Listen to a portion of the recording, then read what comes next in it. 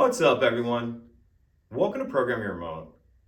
Today we're going to take a look at how to get a Chevy Malibu open and started if the key fob dies. I'm going to be demonstrating this on a 2017 Chevy Malibu in this video, but it will be the same on several different years. So in this scenario, the vehicle's locked and our key fob's dead. I've taken the battery out of this key fob to demonstrate. As you can see, none of the buttons are working.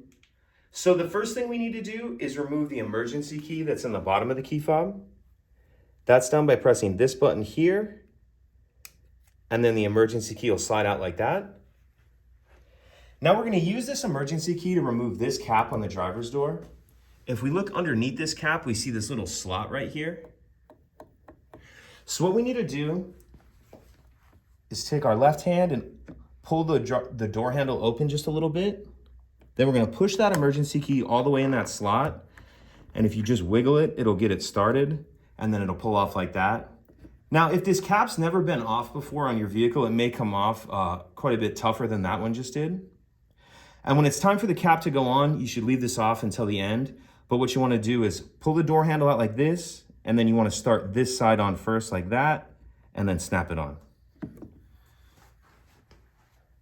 Now we're going to take our emergency key, use it to unlock the door,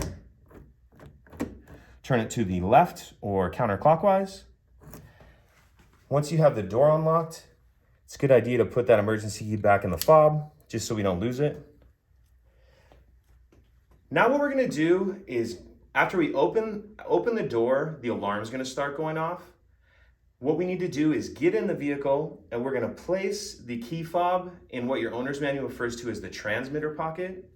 The transmitter pocket is in the center console, and then we're going to put the key in there like this with the buttons facing the rear. I'm going to show all this to you. I'm just going to be going kind of quickly, and the alarm's going to be going off. All right, so let's do it.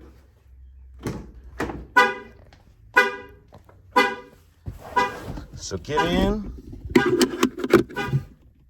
place the key fob in the transmitter pocket like that, and then start as normal. And as you heard there, you may have heard there, the alarm starts out kind of quiet, and then if you don't get to it in time, after about 10 seconds, I believe, it does get louder. But once you start the vehicle, either way, it will either prevent that loud alarm or stop it. So that's how the fob needs to sit in that transmitter pocket. If you have any other questions, please let me know. If you could take a second to like and subscribe, it helps us out, and I'd appreciate it. Thank you.